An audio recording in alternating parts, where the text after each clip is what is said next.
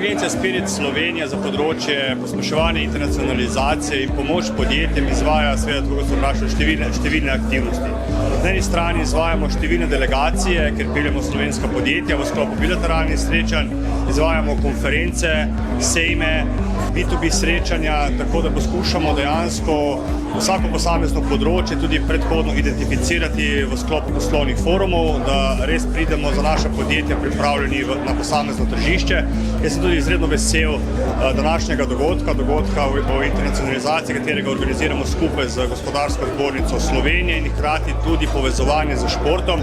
Konec koncev javna agencija Spirit Slovenija pelje tudi nacionalno kampanjo IPL Slovenija Green Creative Smart, ker z 41 ambasadorji, našimi prebojnimi podjetji krepimo to moč Slovenije v sklopu internacionalizacije na tujih trgih.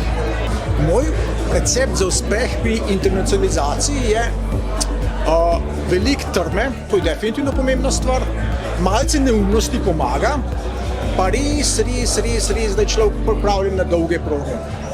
Viri financiranja so super, niso nujno potrebni, so super, da imate dobro komunikacijo z viri financiranja, ampak trma, malce neumnosti, pa pride skozi človek. Ključ uspeha pri internacionalizaciji je predvsem sledenje viziji, predanost poslu in pa uživanje v poslu. To je to. Torej, v zadnjih 3-4 letih se je svet zelo spremenil. Zato bo treba iskati tudi nove verige vrednosti, ne samo evropske, tudi globalno.